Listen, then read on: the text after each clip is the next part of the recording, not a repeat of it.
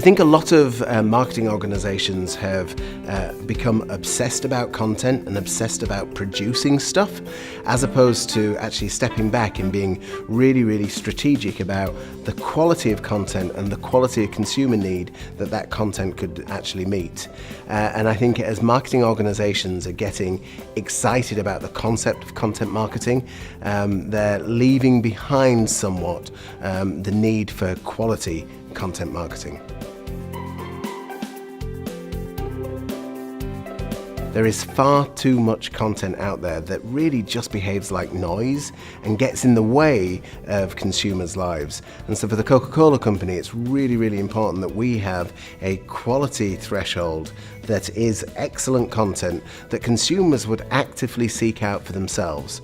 And I'd like to think that when a consumer engages with Coca-Cola content, it's a very nice part of their day. And sadly, I don't see enough content that has the same kind of quality of excellence that consumers deserve out there.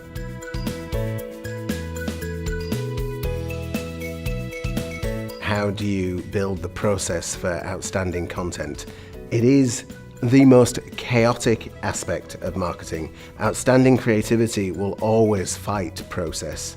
And I think the difference between an organization that has an ongoing legacy about producing outstanding content is that organization kind of understands how to get flexible and comfortable with a very chaotic and what would appear to some people disorganized process.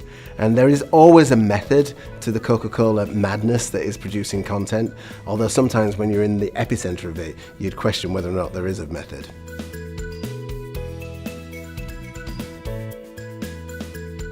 If we are going to do it in the next 10 years, what it took us 125 years to do, it means there are no sacred cows.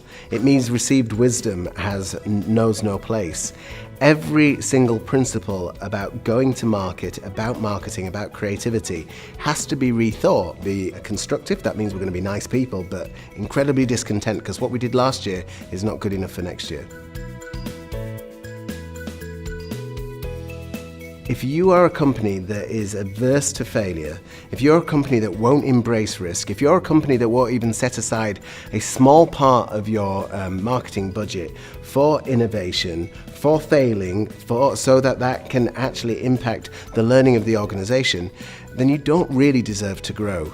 And I truly believe that the companies that grow the fastest are the companies that actually embrace a culture of strategic risk.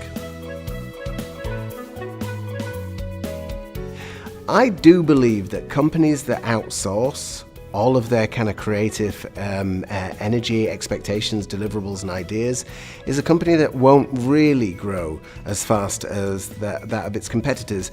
And I would just encourage everybody to take a look at startups.